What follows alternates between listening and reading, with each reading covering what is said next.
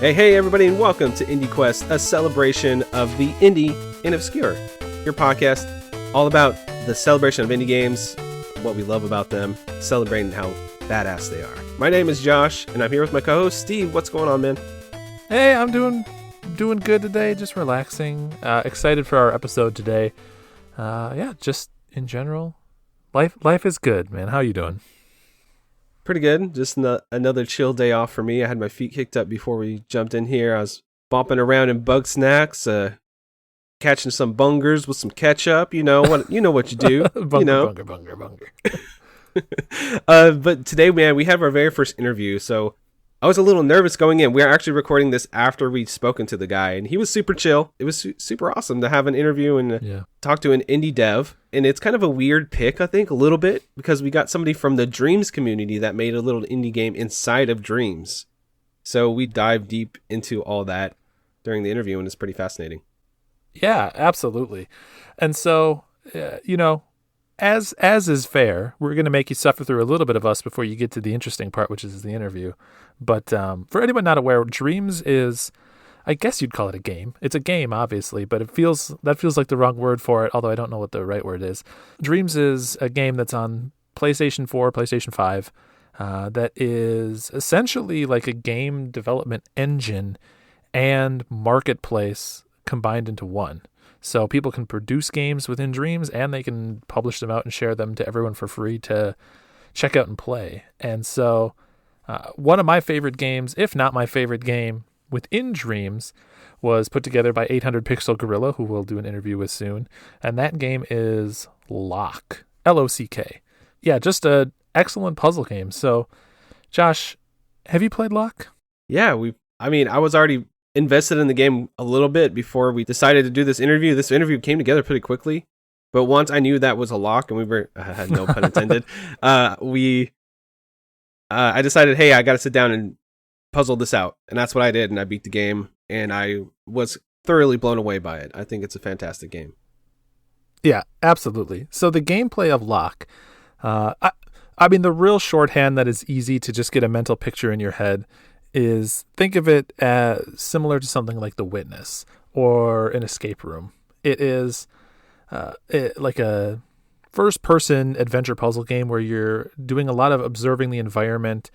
You're doing a lot of critical thinking and a lot of observation-based puzzles and things, and you're really just kind of using what you see in the environment combined with some logic, combined with a lot of the game subverting your expectations to solve all these different puzzles. And just like what I think from any good puzzle game, it's really clever about layering mechanics and layering mysteries on top of each other. So you start out thinking that you're a genius because you solved a couple of these first rooms, and then you learn, oh, there's even more to solve, and then you start learning there's a meta solution that you're working towards on top of all this. It's just a phenomenal puzzle game, especially if you like that type of puzzling. Yeah, I do think it's one of those ones where you kind of beat your head against little solutions. You don't really know what to do sometimes. You kind of have to just force your way through it, trying to poke and prod at every little thing in the environment and try to discover, what the next clue to unlock the next puzzle is. And then other puzzles will interlock in interesting ways. And it's just one of those ones that slowly, like a flower, just unfeels, what I'm trying to say, unravels. I don't know. Pretty much as you're playing, everything starts to reveal itself to you, and it has a little storyline that has little intercom things that happen when you solve puzzles, and you kind of hear the creator of the puzzle talk to you through and then there's an AI version of him. It's a pretty fascinating little game, all in all. It really is. And the game isn't shy about what it expects of you or what's coming up. Right away, the game tells you, this is the type of game where you're going to need to take out a pen and paper. You're going to need to write stuff down. You're going to need to look stuff up. You're going to need information that you get within the game and that you find from outside of the game to really get the most out of it. So it's go in expecting to get stuck a lot, but in a really good way. It's full of what we talked about In the interview is aha moments that are just like, oh snap! Suddenly your eyes open to the solution, and you can't believe that it's been like hiding in front of you that whole time. Which is my personal favorite type of puzzle game. I'm kind of a dick sometimes, right? When I see a game like that's an obvious thing, right? But no, Yeah. I'm just kidding. When they say at the beginning of a game, or if somebody tells me, "Hey, you're gonna need notebook paper," I'm pretty cocky going in. I don't grab notebook paper. I'm like, I got this. I can do this. I'll just remember everything. I'll be fine. And then I got to a puzzle where it's like, okay, you got to start doing math, and I'm like, oh, well, I guess I could write a couple of these things down.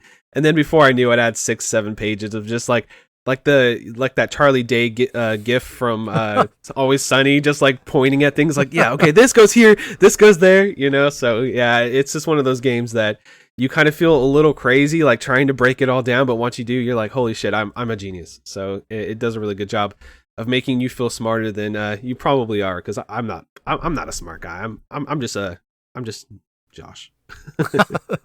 I'm the exact opposite of you, man.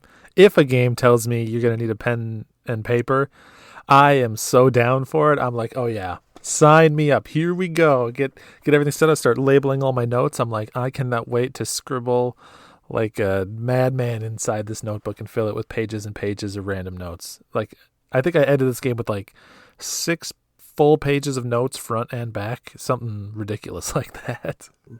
Yeah, because everything you start writing down, you're like, okay, this word and this. Yeah, it's just one of those games. I love it.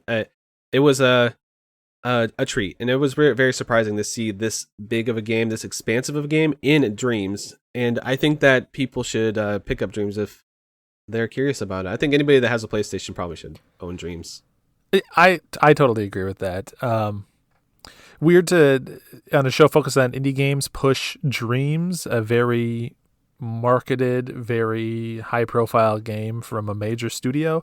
But beyond that, within it, there's so much genuine, like the true essence of indie inside of Dreams. Like this is people creating something purely for the passion of like realizing a vision that they had. And so check that game out. And then if you're looking for something to try as soon as you get Dreams, we're here to suggest, maybe give Lock a shot.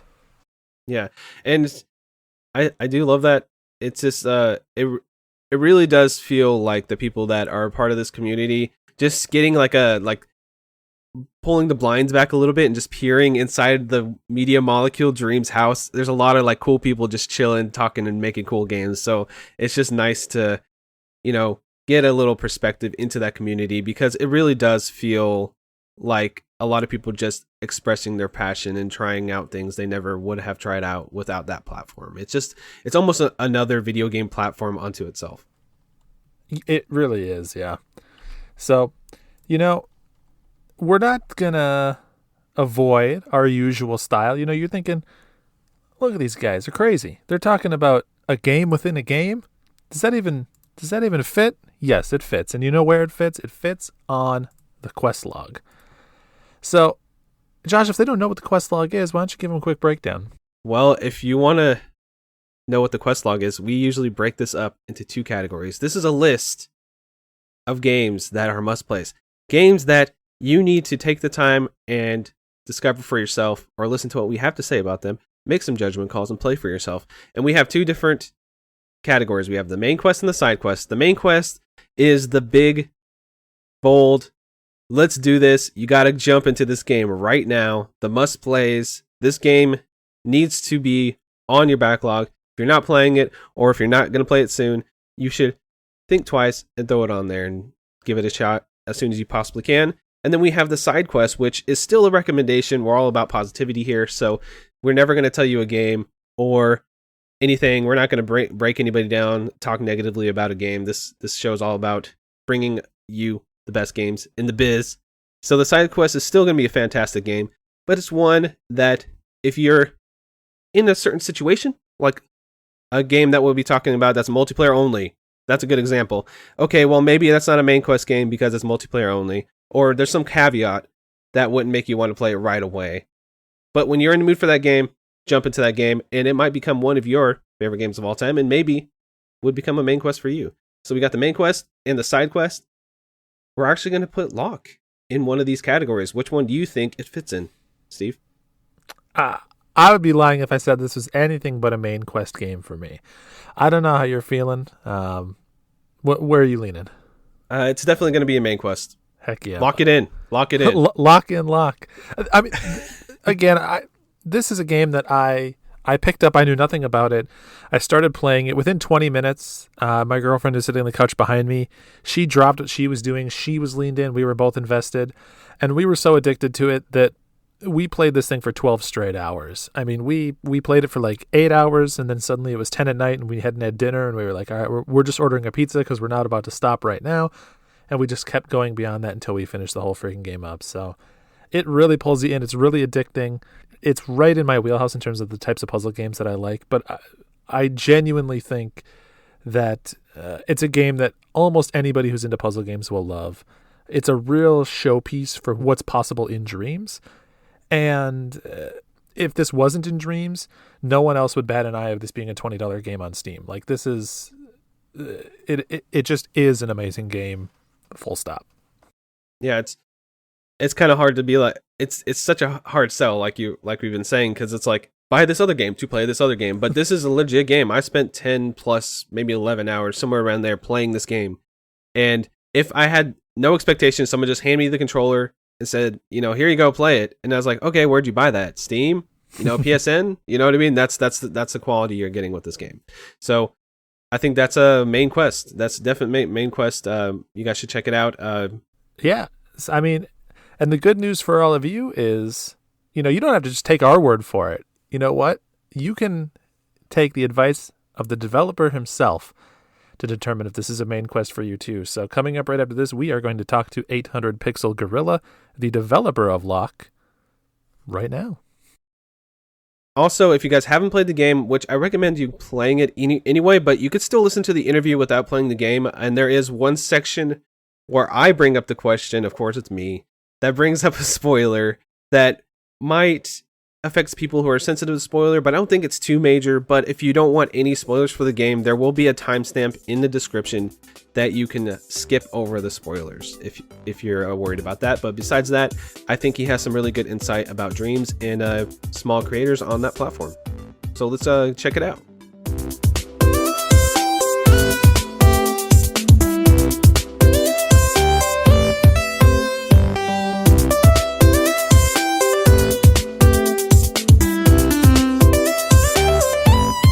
Hello, everybody, and welcome to our very first Indie Quest interview, or like I want to call it, an Indie View. We probably should have talked about that ahead of time, huh? Yeah. Anyway, we have here with us is a Dreams creator. So Dreams is a game on PlayStation 4/5 where you can build your own games made by Media Molecule. And this game actually got brought to my attention by Steve and a couple of people over in the Polykill Discord. And it's a little game called Lock, and it's a really fascinating and interesting puzzle game. And it's made by a dude named John, also known as 800 Pixel Gorilla. How you doing, man? Good. How are you? Great. I said, thanks for taking the time to talk with us. I think people don't think of Dreams when they think of indie, but I can't think of anything more indie than making a legitimately awesome game in Dreams. So appreciate you popping in. Oh yeah, happy to do it. It definitely is like a very indie culture, I feel like, and you guys lead your podcast sometimes with indie and obscure, and you can't get really more obscure than a Dreams game, I feel like.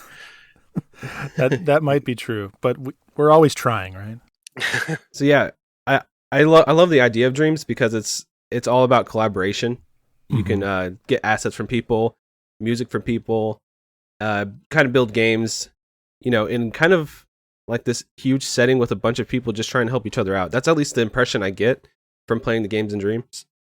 Let's jump back a little bit. Do you have any like other indie origin stuff? Like, what inspired you to make video games in general? What inspired you to jump into Dreams and make this game? Well, those are the answers to both those questions are quite long, I think. That's what we're here for.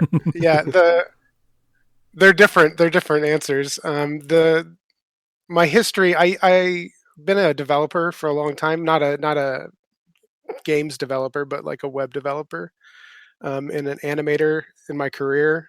Like when I was first out of school, I made Flash games and I worked for several different independent, like small animation houses and just made a bunch of Flash stuff. So that's where I kind of get that root of like making things. I think I've always wanted to make games since I was little. You know, I always used to draw like little games on paper and then you'd like play them out and stuff like this. I always had this kind of urge to make something. Um, I think, yeah, I can't, I don't really know why I want to make games. It's just, it just somewhat appeals to me. I think my reason is probably different than most people. Like I don't really make games for myself. I think a lot of times you hear people say they want to make games, you know, they make games because it makes them happy or make games for Mhm. themselves. But I tend to think I want to make games for other people. You know, I want to make some new experience so somebody else can enjoy it. So like for me, it's like a lot of work and it's painful, and you know, you end up hating it half the time or more than half the time, and I don't know. It's like I can't really say that I did it for myself because I would have given up if that was the case.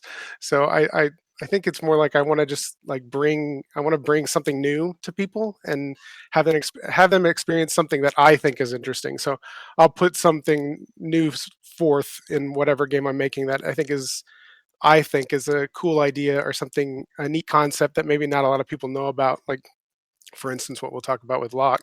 Um, like I just try to find these niche ideas and I just want to somehow service them to as many people as possible. I think that's where the drive comes from.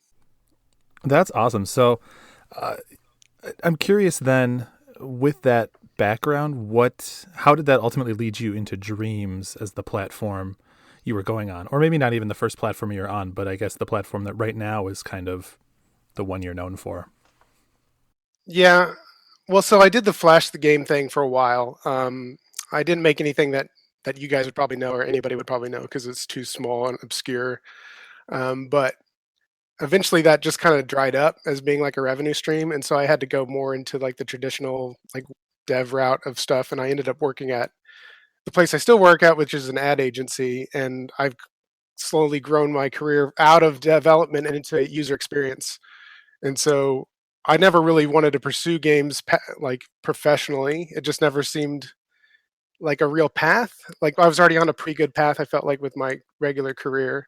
And I dabbled, you know, you look at what's coming out, you look at Unreal, you look at Unity, and it always seemed like the biggest of hurdles to just like get into. Even when they're saying like, oh, Unity's easy, you still have to, you know, maybe know a language, learn the UI, and there's like a million different resources you can go to learn, and you don't know which one's the best.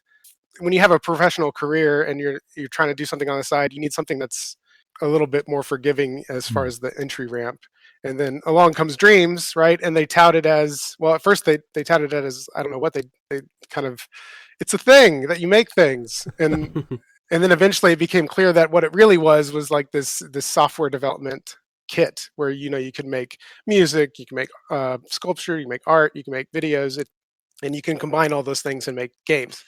And so, you know, I was very interested in that from the get-go because that seemed like it solved a lot of the problems that I have being a very busy person, right? Like I Hmm. needed something that I could just like sit down for 20 minutes and actually get something done and then like go back to my regular stuff. And I think if Dreams really does facilitate that better than a lot of things I've ever seen. It does remind me a lot of the old Flash days when um, it was very easy to like get an idea and then try it. So that's to me like the biggest hurdle in making something like a game is Oh. like you have to be able to have like a concept and then be able to see if it's a good idea as quickly as possible. And if you have to learn like a language and a whole new like if there's too many hurdles between you doing that, you end up not doing it unless or you know you do it professionally one way or the other. But Dreams is like, oh, I have this idea. I'll just open up Dreams and start going. And then within like 10, 15 minutes, you know, you kind of have like a loose facsimile of what you were thinking. And you're like, oh, this is kind of fun. And then you keep going. And it encourages like rapid development in what I consider to be a really good user experience sort of way. Like the tools are very easy to learn and intuitive. So yeah, so that just hooked me. And then I've always had these ideas for games I wanted to make but never could make. And so now I have that avenue and I just started going and just making these things that have been sitting in my brain for years and years and years and finally getting them out of there, which is really nice. Now that you say that, I can see what you mean. So, sometimes people mean different things when they see user experience, but professionally, I also sit on a team that is adjacent to a UX team that is focused around essentially making sure that products and applications and services and things brought in are user friendly, use plain language, common language, all that type of thing. And I think that, coupled with what you said about having an idea and just wanting to try it, seems to map really well to a lot of your catalog in Dreams. Like, I think a Press X to Puzzle and basically every game seems like it was born out of one really good idea that you wanted to see how far you could take it. So I'm wondering, how often do ideas get left on the cutting room floor, or have you pretty much built out any spark of an idea that you've had into something cool? Well, I mean, I have several things that I started and then I was like, it's not going anywhere. And then there's plenty in my brain that I think that might be a good idea that I don't think I have the willpower to actually execute on. And then it's a challenge. I think a lot of people often conflate the building of a game and the design of a game as being the same thing. Mm. Like no matter how easy the building is, like if you're not good at designing, you're never going to get anywhere. Like you could be able to like will the game into existence and have no like hurdle between you and actually having it be a game. And if you don't have a good idea, it's like, what are you doing? You know, there's nothing really coming out. And so I end up just, writing down. I have like notebooks and notebooks of just like one sentences of like things that I'm like, nah, I'll never do that. That's awesome. I do think that Lock is one of those games where you could tell that you planned it like to a T. Like every time you unlock something else in the map or you discover something new in Lock, there are 3 or 4 different things that link to it. Like it feels like it's probably one of the most planned out games I've ever played. How did you get the initial idea for Lock, and do you have any inspiration going in creating this game? It's very specific inspiration. In fact, I don't. You guys you guys have beaten it. Like I don't know how much I want to talk about if you haven't beaten it. I have beaten it. Yeah, for what it's worth, I found it. I'm relatively new to Dreams. I haven't played a ton of stuff on there, but I found it, I think, on recommendation from someone. And over the course of a Saturday, me and my girlfriend sat there and played like the entire thing. We ordered pizza halfway through because we were getting hungry. In a day? You did it in a day? We rocked the whole thing in one day. That's pretty impressive. It took me like 2 or 3 sessions to do it. Yesterday I did my big, because I had played it a little bit when they first mentioned it, because it was like 2 weeks ago when you guys were talking about it in the Discord, something like that, Steve, give or take. So I played a little bit then, and then I played a few more hours, and then I ended up around 11 or 12 hours ish, and I beat it yesterday. I figured everything out, but the last little hurdle there was a lot. Yeah. But it was really fun to piece together, man. It was a really fun game.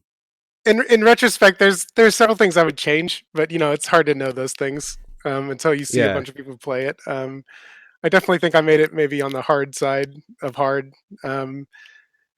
But going back to your question, so there's this concept. I don't know if you're familiar with the term puzzle hunt. I start the game with it saying like this is a puzzle hunt style game, which is like it's like a type of puzzle. It's like a subset of puzzles, and it's a very unique. I mean, they're kind of like escape room puzzles, but they're all word puzzles, and it's like a thing that MIT puts on every year. They do like a big MIT mystery hunt or puzzle hunt. There's an online thing called Puzzle Pint, which is like an easier version of these, and they're structured in a very interesting way, because the way the puzzles work is they basically present you with the most common format of it is they present you with a page that looks inscrutable, right? Like it's like a bunch of random words. It's got maybe some flavor text, and then you're like, that's it. And they don't tell you what to do, and so like the puzzle becomes not about like pushing blocks in a certain order or timing your button presses, or it's not a skill-based thing. It becomes about like just understanding what it is you're supposed to do. The puzzle becomes deciphering the puzzle in some sense. And so I really like those puzzles. They're very challenging and very hard, much harder than anything I put in the game. But they're because of that, they're also very obtuse and like difficult for people to even find out about and get into. Like getting into them is even harder because you just give up really easily because the expectation is that, oh hey, you're going to sit with this inscrutable page for like 45 minutes before you even know what the hell to do, and then through some like revelation you're like, oh I get it, and then you just do it, and it becomes like that's so satisfying because you like finally piece together this concept that the creator is trying to get across. And so what I wanted to do with Locke was I was like, I want to do that, but I want to do it in a way that people can actually get into it, right? And so the whole game is basically designed as like an on-ramp to like a puzzle hunt style puzzle. So like ideally at the end of it, you could go look at one of these things and be like, okay, I think I have the patience and wherewithal to like handle this now. Whether I was successful in that or not, I don't know. But that's kind of the germ of the idea that created the whole game. I definitely do see that because you walk in, you have the kitchen that's open, and then you have there's a couple of rooms that are open, and you kind of just like start just poking and prodding at the environment, and then you just start slowly piecing together, the 4-letter words. And for me, at first, I was like, man, I have no idea what I'm doing here. What am I supposed to be doing with this? What the hell? And then you just get that, like you said, that aha moment where you find something that leads to something else. You're like, oh, okay, so that's an M. All right. Okay, and then this over here is an O. And then you just slowly piece it together, and then like that's the whole game. Like, I feel like you did a really good job with that. That actually had me hooked the entire time. So I commend you on that, because every time I open up a new room, it's a new challenge, and I'm like, at first I'm like, what am I supposed to do in here? And then I slowly look at it and just kind of piece it together and have my notebook paper out. You even say that at the beginning of the game, just like having pen and paper ready to go. Mm-hmm. And I had like 6 pages, just notes, jotting down everything, math and all sorts of stuff. And it was just super fun to piece everything together. Yeah, I think because that's what I like about the traditional style puzzle hunts is you get really involved in it because you're researching obscure things on the internet. Like a lot of it's very obscure. Like you're researching pictures on the internet, you're researching artists, you're researching music albums, and all these weird things you never would have gotten into, and then you just really get really invested. And then when you solve it, you're like, "Woo, that felt so good!" And so, like, I really wanted to capture that without having to require that kind of level of dedication, if that makes sense. And so, like, trying to distill it down into like the simplest bits of what makes those puzzles tick. That was really a challenge. I think you did a really good job too, because early on I was sort of like the aha moments were a little slow, but they were coming on at a decent pace. And then as I kept playing, I think that the aha moments get bigger and bigger and bigger, especially as you start like circling back on locations and reusing them in new ways and things that you haven't seen or haven't thought of up to that point, like information kind of hidden in plain sight in a lot of ways. So you talked earlier about design. I'm curious. Solving these puzzles is hard enough for me. I can't even imagine coming up with them, and then not only coming up with the puzzles, but coming up with like 3 layers of puzzle, all that are like equally increasing in difficulty, and the next one is hidden until you figured out the first. Like, it seems like an insane level of complexity. So I'm wondering what your process is like to actually come up with these puzzles. Well, I will say this. For every minute you spent solving it, I probably spent a day making it. So like it takes me a lot longer to make them than it does to solve them. So when it seems like it's much harder to make them, it's because I spent a way long time on it. So and that's kind of the secret, is it's a lot of brute forcing. It's a lot of trying things and keep trying things until it works. But to more directly answer the question, you just work backwards is the main secret, right? Like you figure out where you want to go with the puzzle, and then you just like backfill into, the actual mechanics or like the method.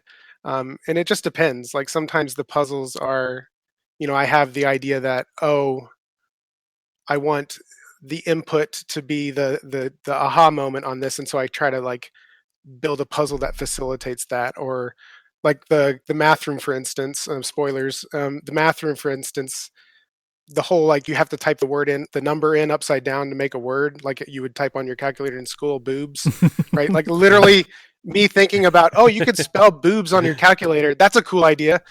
That's how that puzzle started, was boobs. And There you go. and I just had to like figure out, how do I make that work? Like, so you just take it one step at a time and just like, work your way backwards. So, okay, if you have a number, then you have to get a number, and then you start piecing it together, um, that way. And you just try a lot of different things. Like, a lot of the math room went like through like 10 different versions of that were way worse.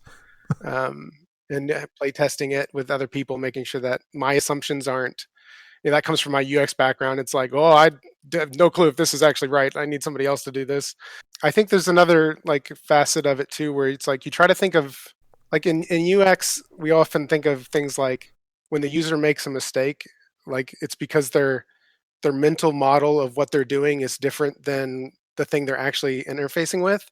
And so when I think about a puzzle, I'm like, that's basically what a puzzle is like the person doing it is like not perceiving it correctly. And so the aha moment is when it actually clicks into. So I try to think about like, how could they misinterpret this? And then can I abuse that?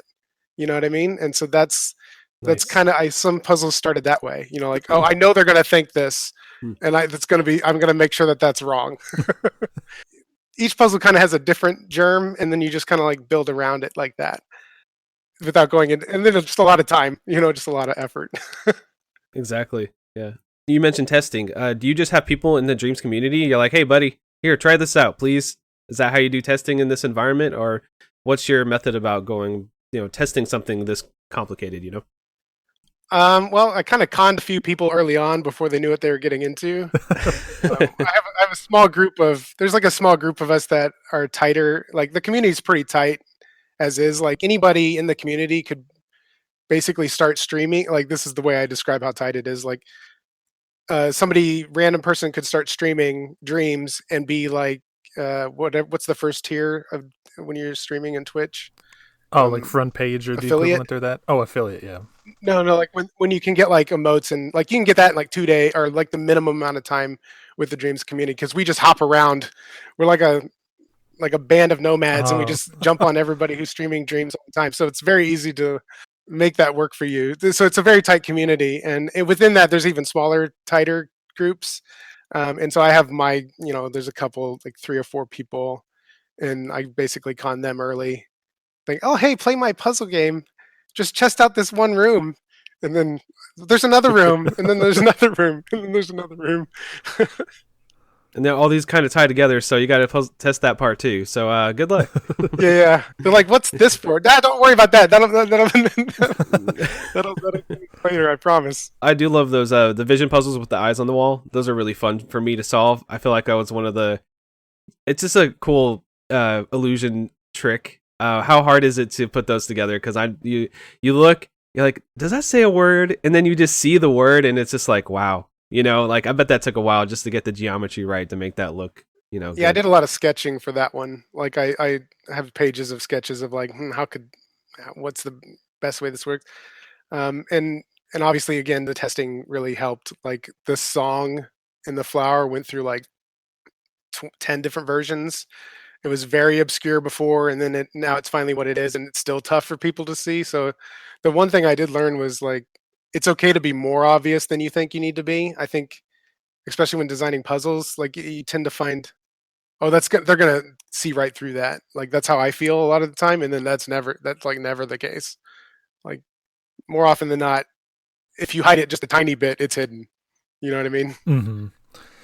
It must be hard too to land on the sweet spot, because everyone has their own gaps, either like just based on their experiences or how they are that day. What they ate that day, they might be sharper or not. Which is why I thought it was really helpful to play with someone, because then you can have someone who's sort of filling in that gap for you. If your brain starts to shut off from thinking too hard, someone else can step in and provide a little bit of juice while you recharge. Yeah, I'm glad you actually mentioned that, because that wasn't something I first saw, but in watching people play it on Twitch, and then just anecdotally, like what you saying, and like people messaging me directly, it's like, I would say 9 times out of 10, it's always somebody saying, hey, I did this with my girlfriend, or I did this with my mom, or it's always somebody doing it with somebody else. And like, I would never have expected that. I felt like it felt like a solo experience to me, but I like something I'd really like. Don't. I'm thinking like don't bother me. But like I think there's a lot of truth to what you said that it does help to have that other person just filling in your gaps in your thinking. And then on Twitch, it's just like everybody's just like, try this, try this, try this. It's like we're playing it with like 20 people versus just one other person. Oh, playing it on Twitch would be stressful, so I cannot even imagine. But so, Yeah, so correct me if I'm wrong, but Lock is your most recent game of them, right? that's correct. Uh, That's correct. so what was, I guess, like prior to this, what was the one that either really got you hooked in developing for Dreams, or maybe just that you're the most proud of outside of Lock that you might want to point people towards to check out? There's like different facets of that. There's like the games I helped make with other people, and then there's the games that I kind of like facilitated. I mean, every game I've made I've had help with, Hmm. but like the biggest one is easily Art Therapy, which is one of the earliest games on Dreams. It wasn't made by me; it was made by a streamer, Keld Biones, and I just helped him. Like I'm like, oh, I know how to make UX stuff. I'll make you a menu, and I'll make you these things. It was just a way to like play around. But that one's like huge. My notifications is still mostly that from that game, and that's like over a year old now. Yeah, I played it today. Actually, I was going through all the ones I hadn't tried from you so far.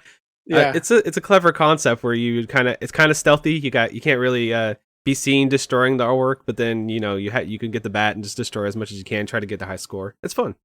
yeah. Like it's not like a groundbreaking concept, but it's just so lovingly executed Yeah. that like you can't help but like it. Yeah, Yeah, and I mean that's kind of that was what first got me was I mean I made this the first game I made was like this like ski free kind of version. Like I made like a like where the Yeti chases you, that kind of thing. Hmm. I just did that because that's the kind of thing I would do in the Flash days, and I wanted to see how analogous the experience was. Hmm. Like can I use the same like thought processes and stuff to make a game that I used to use? And like the answer was mostly yes. Um, that's great. that was me just learning, but then helping somebody else. I was like, oh, it's really community is really nice and it's really great, and it feels good to just like make one little thing and be like, here you go, and then they use it, and it just has a really good feedback loop of you're helping, and then the game gets big, and all your stuff is in it and stuff like that. But I would say the game that the first time like the Media Molecule, we just abbreviated it to but the first time they streamed Tiny Quest, and like just to hear the devs' reactions to something I had made, I was like, okay, that's a feeling I like. That's a feeling I want to keep replicating. And then watching other streamers play it, like watching somebody play your game for the first time, because I never really had that. In the Flash days, you just like kind of let it go. But like now with streaming and everything, like watching somebody play something worked really hard at and care about is like the most awesome feeling. Like it's hard to describe, and it's not something I'd ever experienced. So as soon as I saw like somebody trying to speed run Tiny Quest on Twitch, I was like, I want this feeling as much as possible, please. So I think that's what did it for me. It's just like it's undescribable, really. It's like the best thing ever. That's awesome. I imagine I would have the opposite feeling. So you have a very nice, a very positive outlook. I think if I was watching someone stream something I made, I would just be anxious the whole time. Like, oh gosh, did I not design that well enough? Are they not going to get through this puzzle because I wasn't clear enough? But you have a much better outlook on it. I So might be kudos. somewhat yeah. I might be somewhat biased because like my day job is UX. I'm routinely watching random people interface with like a website and just like completely like, what are you even doing? And so like I'm kind of a nerd to like like that kind of feeling. Like if I made something, I'm like I'm really watching it to see like, did this work? Did the thing I do work? And so like I've just been used to having that be my mode of thinking for so long that when somebody plays my game, I'm really just like anxious that everything I did works.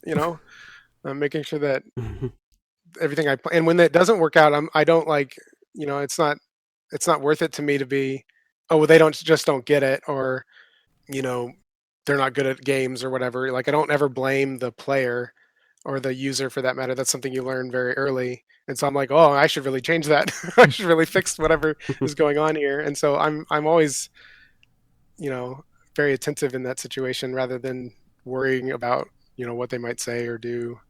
How spoilery do we want to get for Locke? Because I have a question that's kind of UX related. You can get it. I mean, it's up to you. It's up to You you want us to guys. spoil it all the way, Steve? Because I have a big question, or I could be a little vague about it. I say if you've listened to this point, you should stop the podcast and go play it. But if you've been paying attention, you already know to go play it. I'll try to be as vague as I can. But I say go ahead, ask your specific question. We only have the one opportunity. There are a couple of fourth wall breaking moments in the game that are related to the user interface. You know, playing with dials and stuff, and then of course the title screen, which is probably one of the bigger reveals. And I literally, my jaw was on the floor when I figured that out. That was awesome.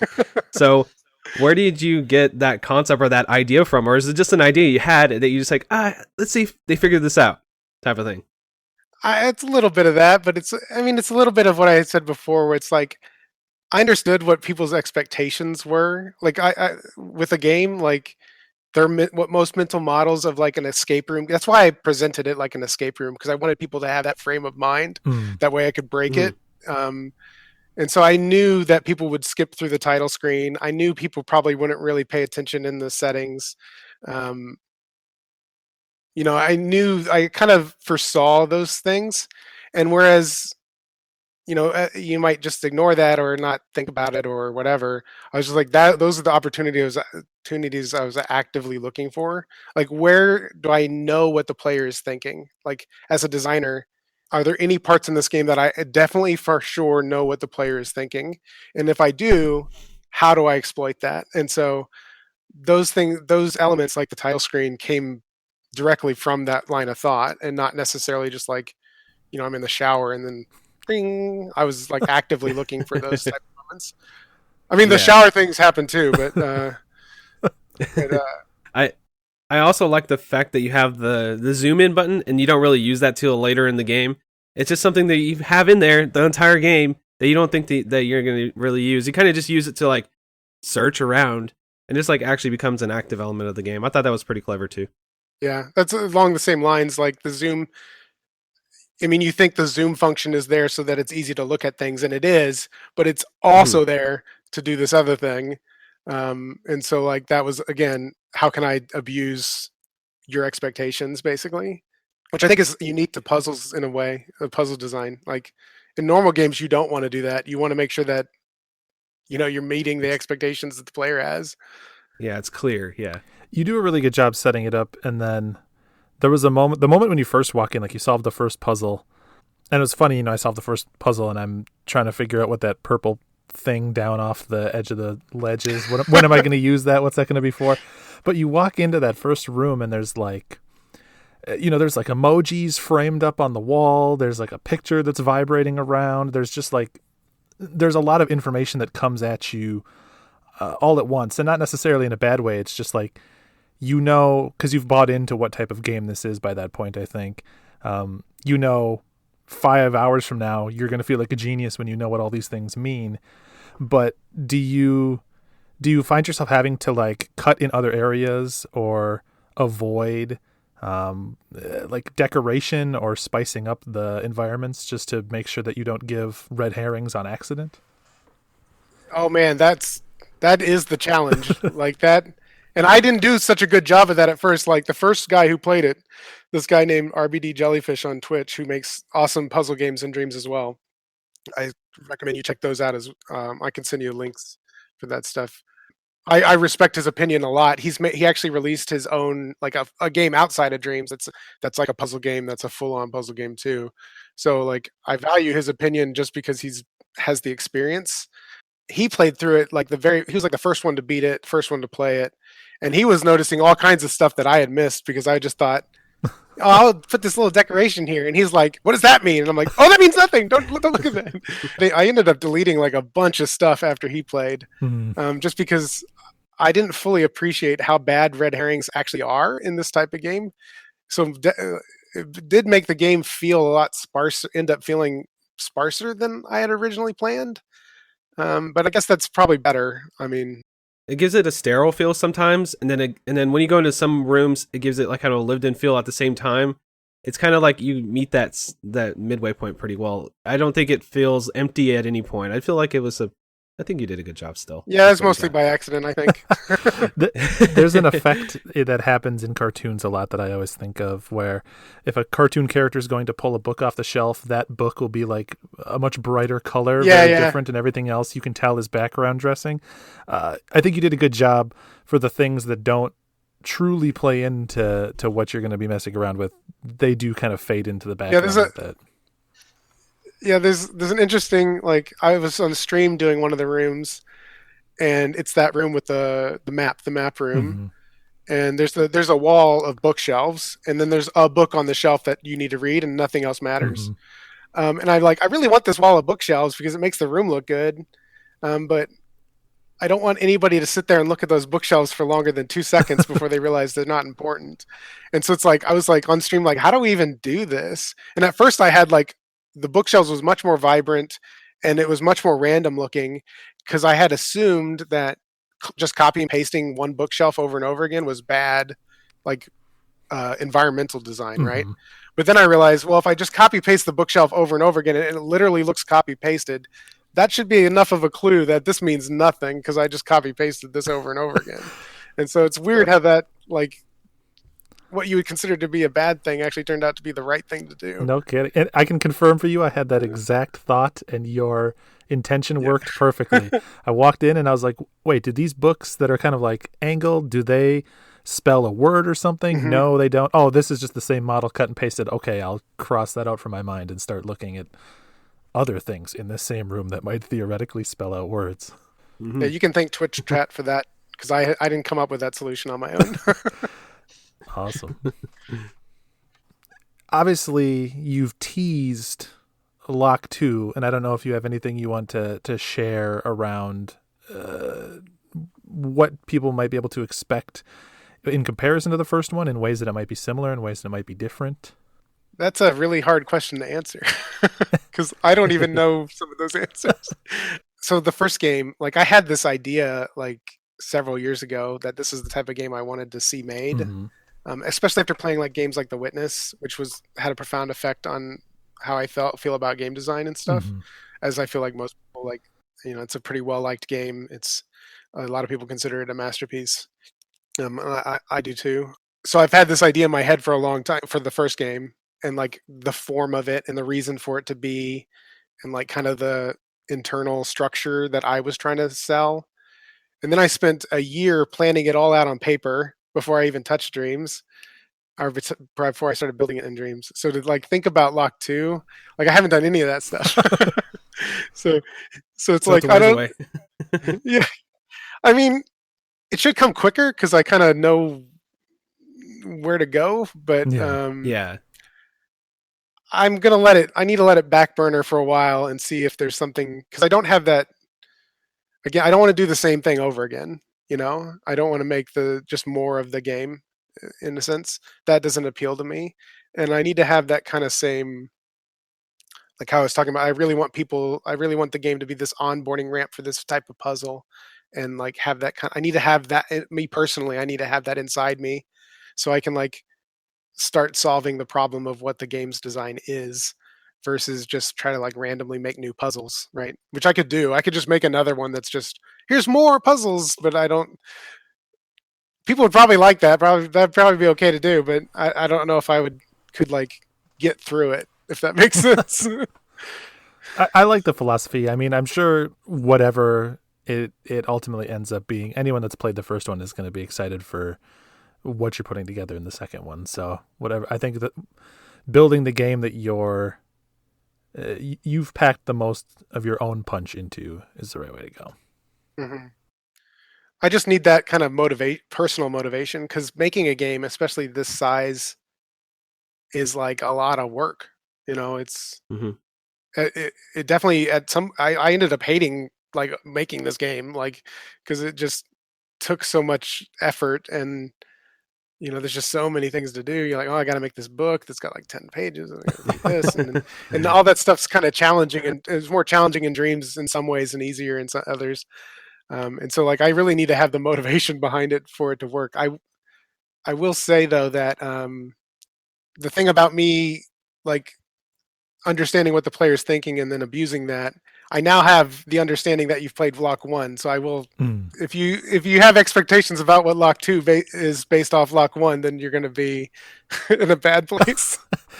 I mean, subverting the expectations of people who've already had their expectations subverted is quite the design challenge. Yeah, tell me about it. You said you've spent all this time. You said you've hated making it because it's so much work, so much effort. How is the ownership like over the game in Dreams for you? Like, is this your game? Like, could you take this game and like bring it somewhere else or anything like that? I'm not sure how Dreams works like when it comes to that. It just seems like it's so much work. I know you do it for the passion of making it and building out this game and seeing your vision come to light, seeing people experience it. But when it comes to the ownership of the game and possibly making a game for like to purchase, like an indie game to purchase, like I would have paid 20 to 30, 40 bucks for this game, and I would have felt pretty fulfilled in my purchase because the game was that rewarding to play. And I know it's a big compliment to you, and I really do think the game's great. So for you, working in this tool set, which seems pretty, user friendly, would you ever consider moving to another tool set? Or I'm asking a lot of questions, so I got pretty much. Go ahead, man. Well, I think so. When I say I hated making it, that's like maybe a little bit of over exaggeration. Yeah. There was definitely times where like I didn't want to. I was like, no, I'm not doing that today. But I mean, overall, it was an enjoyable process to make it. I think more enjoyable than it would be to make it in something else. And to answer the other question, like I didn't actually think about. It never occurred to me that it was going to be good enough that people would have said what you said, which you're not. I appreciate you saying that, and other people have said that to me too. And every time I read that, I'm like, dang it! But I don't think I'm not sure that it would have been the same experience either. Like I think it being in Dreams, as much as I don't like the sentiment of what I'm about to say, I think it's true. I think it being made in Dreams gives it more oomph than it would if it wasn't. I think there's, because of the expectations of what Dreams is, which are probably wildly off. I think most people who look at Dreams don't really, who aren't like in the weeds of it, probably don't really understand what it means to make a game in Dreams unless you do it, And so like either you think, oh, I can make anything, or you think, oh, that's just the thing. That's just the, and it's a neat toy, right? Yeah, exactly. And so I think my game benefits a little bit from that because there's like a kind of a lower expectation. I don't like that that's the case because I mean, if the Mona Lisa was drawn on a napkin, would it matter? It would still be the Mona Lisa, right? Yeah. Not that I'm not trying to compare my game to the Mona Lisa. That was a mistake. But no, you're good. But you know what I mean? Like it shouldn't matter the method of something that was made. It should only matter like what it is at the end of it. Exactly. But I do think if I had made this game with the intention of selling it, I don't know that it would have been as well received, but who can say? Now that it's been done this way, I have looked at making it for real, I guess for real, right? But quote unquote, yeah. I did air quotes. Sorry, I did air quotes there. But I don't have the time or the energy to learn like a full-on dev suite for like making a real game, like Unreal Engine or Unity. Even if I know people will say, "Oh, well, Unity's easy to learn. You could learn that." I probably could learn it. I just don't want to dedicate more of my man hours to that. But I have reached out to a couple devs who do that sort of thing, and seen if there was any interest. And I'm still surfing that around a little bit.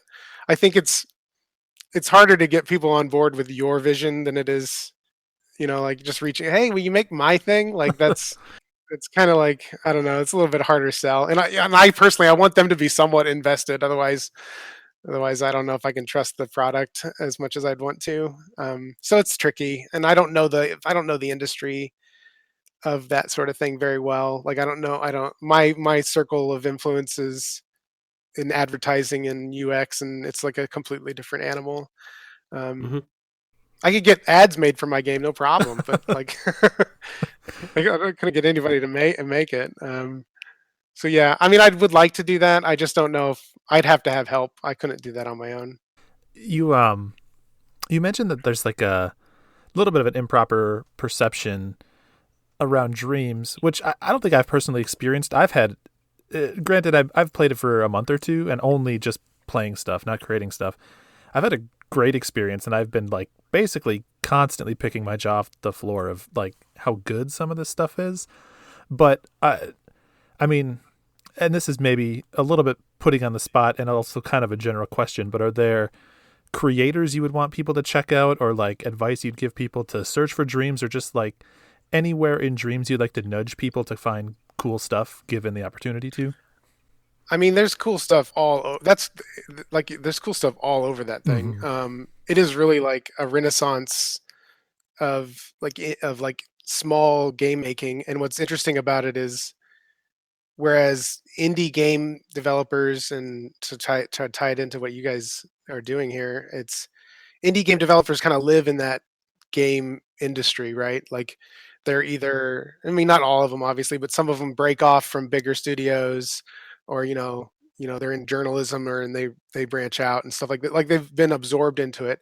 The interesting thing about Dreams is that a lot of the people in it don't make games. Like, you know what I mean? They're just like regular people like me or like you guys. I mean, I don't know if you guys make games, but like, so their perspective is like so fresh in a lot of ways that you don't expect.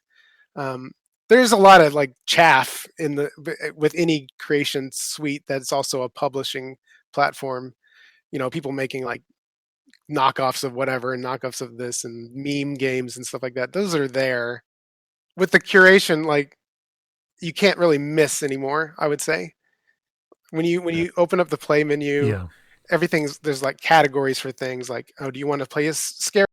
Want to play a racing game? Do you want to play a puzzle game? And the categories aren't even that like, that's a pretty general. The categories get pretty specific, and they kind of, what I think is smart is they take a more, it's like an emotional tone with the way they've labeled the categories. So it's like, what mood are you in? You know, and Mm. so, and because it's all curated, it's like I said, it's harder to miss. Like before, you could, like I'd seen people on Twitch, like they would search up one thing in the search tool and not even use that system that they have, play one thing and be like, and then stop. But now, like I feel like it's a lot harder for that experience to Mm. actually happen.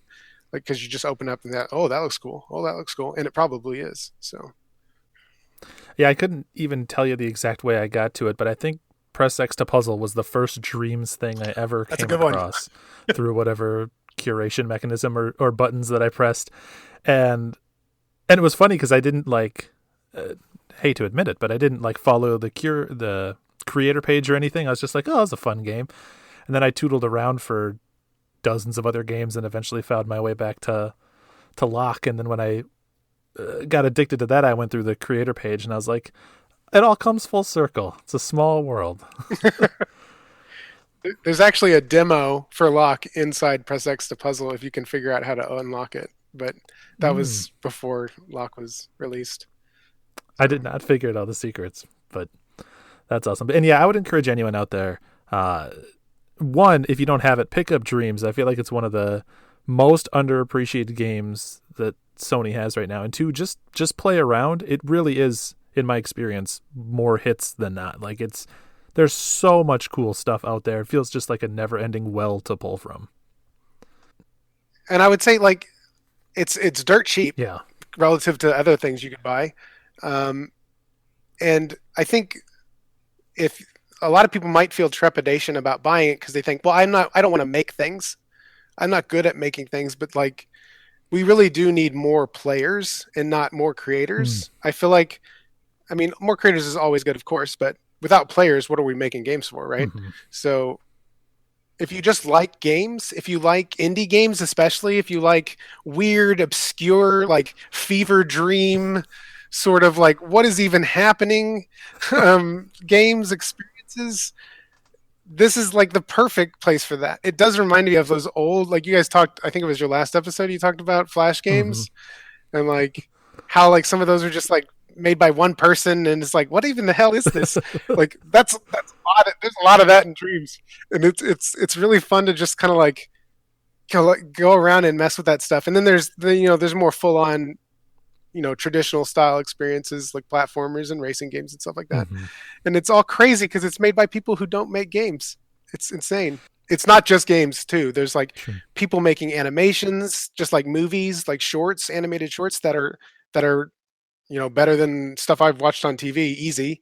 And then music. There's tons of underappreciated music, like music that would blow your mind Mm. if you heard it, and it maybe has like you know 10 thumbs, like nobody's seen it, but it's like it's ridiculously good.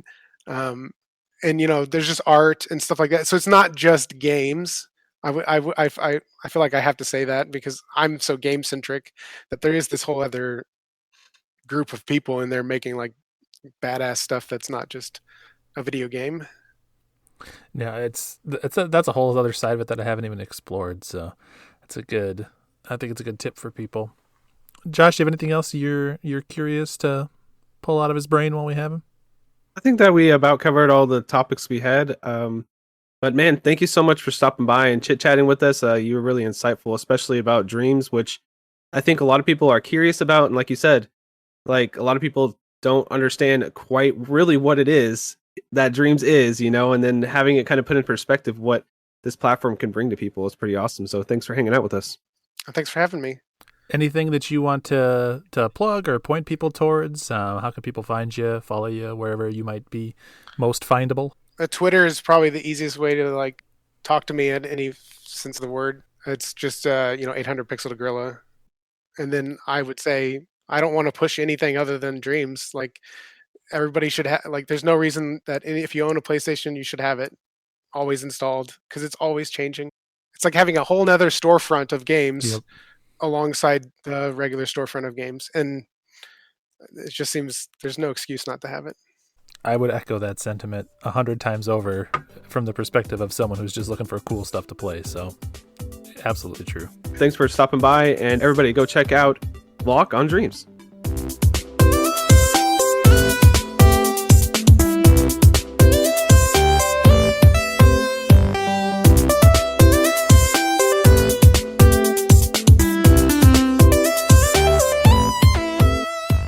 Whew, that was an awesome interview, man. I really enjoyed that.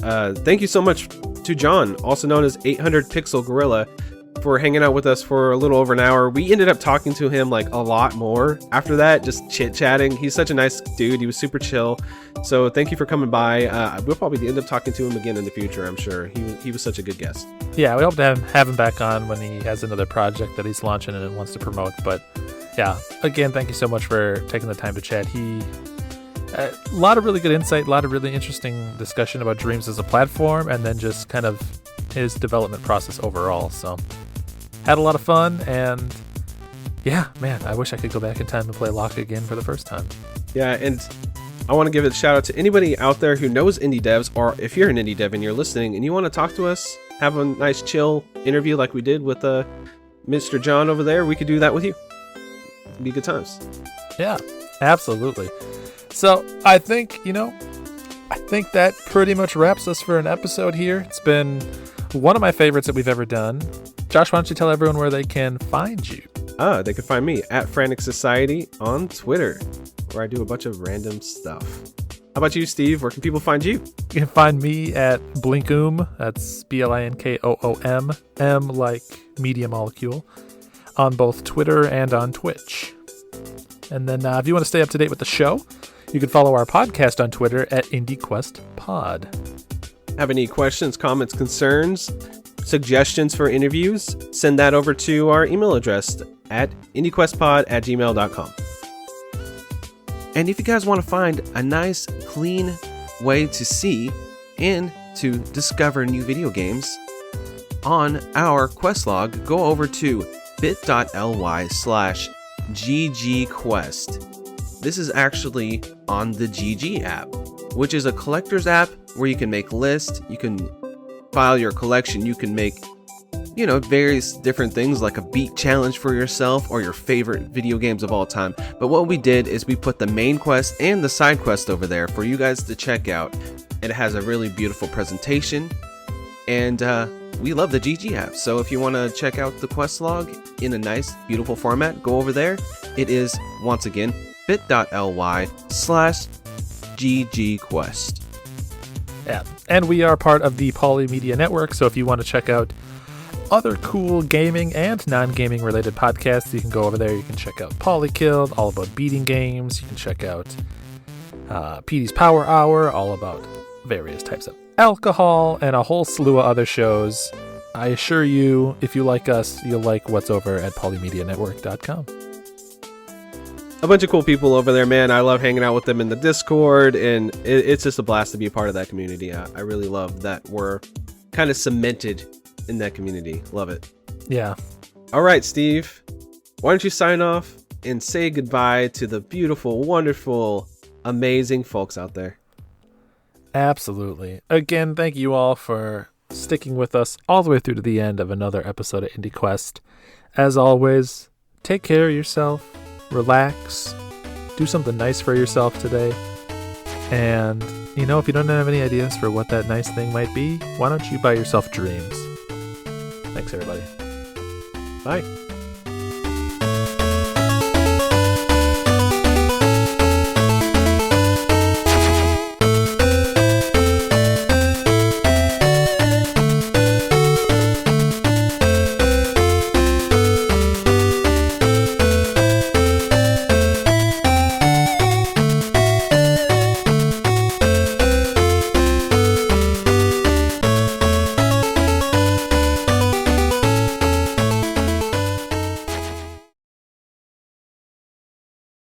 This is the first interview. You got the honor. You got to start somewhere, right? Honestly, I was pumped to talk with it because I think it's one of the coolest games. Like I don't want to make any obvious comparisons to other games. Like you mentioned The Witness, but since I played The Witness, I have long been chasing that dragon. Like, man, I want to play something that makes me feel like when I played The Witness the first time. And this is like the first time I think that's happened since then. Really, it's been years, so I was pumped. Yeah, even if I get a little close to that, I feel like it's good. Like it doesn't have to be. I don't think I'm there. It's definitely not on the same level, but I'm happy that at least it's in that conversation, right? Mm-hmm. Like that's good enough for me. I think I literally used the same notebook to take notes for Locke that I used for The Witness and for Fez. So you're in good company.